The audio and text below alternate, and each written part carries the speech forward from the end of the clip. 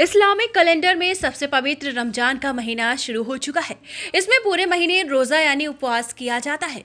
ऐसे में रोजा रखने वालों के लिए किस तरीके का खाना सेहतमंद होता है और कैसे वह प्यास से बचे रह सकते हैं, आइए इस वीडियो में जानते हैं। रमजान में पूरा महीना रोजा रखा जाता है और ये इस्लाम के 5 मूल सिद्धांतों में से एक है।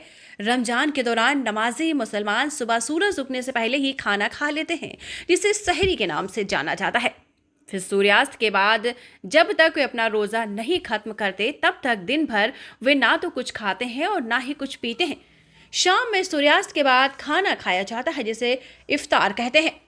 सहरी के दौरान क्या खाएं? सहरी दरअसल पूरे दिन के रोज़ा की तैयारी है और पूरे दिन भूख से बचने के लिए सही भोजन करना बहुत ज़रूरी है। पोषण मामलों के जानकार इस्मत तामीर कहते हैं कि सूरज उगने से पहले आप दूध से बने पकवान और टमाटर और खीरे खा सकते हैं। साथ ही चीज़ और अंडे भी ले सकते हैं। इसके अलावा आप सूप, ऑलिव ऑयल से बनी सब्जियां और फल खा सकते हैं। न्यूट्रिनिस्ट ब्रिजिट वेनेलम कहती हैं कि सहरी के दौरान कॉम्प्लेक्स कार्बोहाइड्रेट लेना अच्छा है, खासकर साबुत अनाज के रूप में, क्योंकि इससे धीरे धीरे ऊर्जा निकलती है जो आपको पूरे दिन काम करने में मदद करती है। इसलिए ओट्स, होल ग्रेन, ब्रेड और अनाज जैसी चीज़ें सहरी के लिए अच्छा ऑप्शन है। कुछ अध्ययनों में पता चला है कि मटर और चना जैसी चीज़ों से मिलने वाले फाइबर के स्रोत आपके पेट को 30% तक भरा हुआ महसूस करा सकते हैं। बेनेलम कहती हैं कि आपको ये पदार्थ लेना चाहिए ताकि रोजा से पहले शरीर में पानी की पर्याप्त मात्रा को बनाए रख सकें। नमकीन खाने से आपको प्यास ज़्यादा लग सकती है, इसलिए ज़्यादा नमकीन चीज़ें ना खाएं।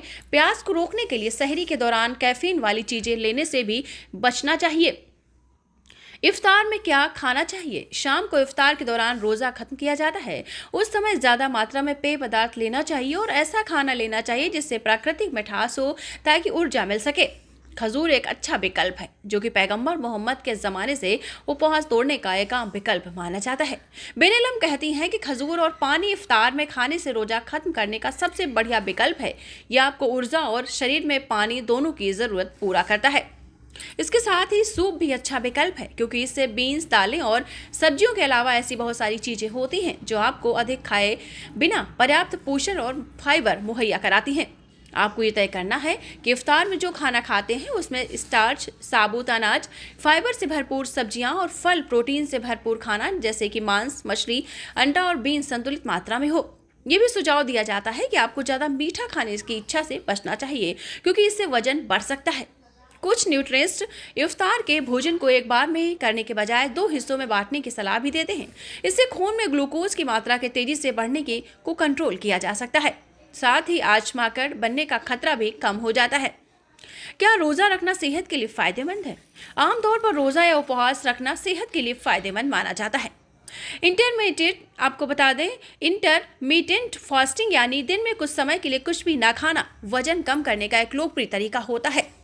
अध्ययनों में दिखाया गया है कि इंटरमीडिएंट फास्टिंग से सेहत को जो फायदा होता है उसमें ब्लड प्रेशर और कोलेस्ट्रॉल का कम होना, शरीर के अंदर सूजन में कमी आना, इंसुलिन रिस्पांस में सुधार और टाइप 2 डायबिटीज का खतरा कम होना है। The American journal of clinical nutrition के हाल ही में छपे एक अध्ययन के निष्कर्ष में बताया है कि रमजान का उपवास फेफड़े, आंत और स्तन कैंसर के खतरों को कम कर सकता है।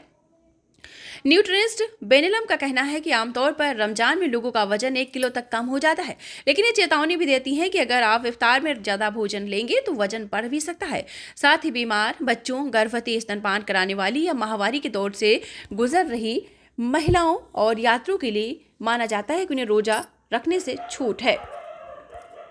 पढ़ते रहिए fight against criminal daily newspaper. आज की खबर में बस इतना ही। वीडियो को लाइक करें और चैनल को सब्सक्राइब कर लें, जिससे आने वाली वीडियो की नोटिफिकेशन आपको मिलती रहे।